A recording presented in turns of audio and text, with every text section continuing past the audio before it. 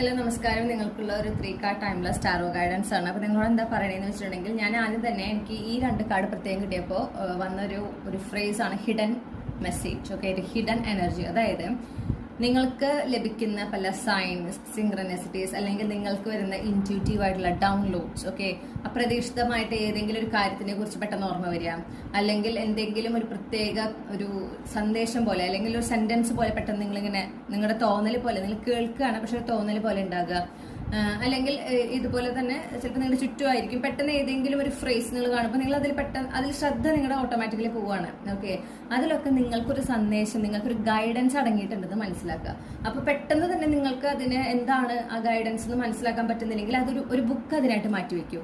ഇങ്ങനെ കിട്ടുന്ന സൈൻസ്, അതുപോലെ നിങ്ങൾ കാണുന്ന ഏഞ്ചൽ നമ്പേഴ്സ്, ഇതൊക്കെ നോക്കിക്കൊണ്ട് അതൊക്കെ നോട്ട് ചെയ്യാം.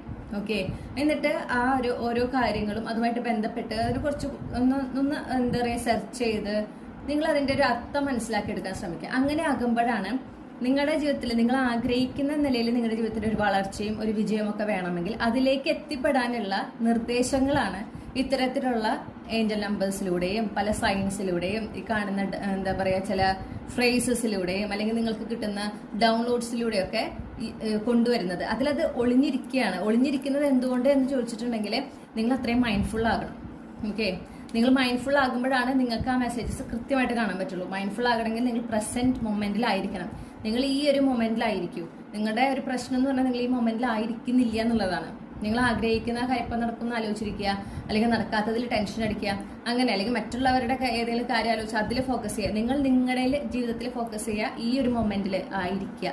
അപ്പോഴാണ് നിങ്ങൾക്ക് ഓരോ സന്ദേശങ്ങളും ഓരോ ഗൈഡൻസും കിട്ടുമ്പോൾ ഓരോ സൈൻ കാണുമ്പോൾ അതെന്താണ് എങ്ങനെയാണ് എന്നുള്ളത് മനസ്സിലാക്കാൻ പറ്റുള്ളൂ. നിങ്ങൾക്ക് അങ്ങനെ മുന്നോട്ട് വിജയത്തിലേക്ക് പോകുന്നതിനായിട്ടുള്ള എല്ലാ നിർദ്ദേശങ്ങളും യൂണിവേഴ്സിറ്റിയിലൂടെ തരുന്നുണ്ട്.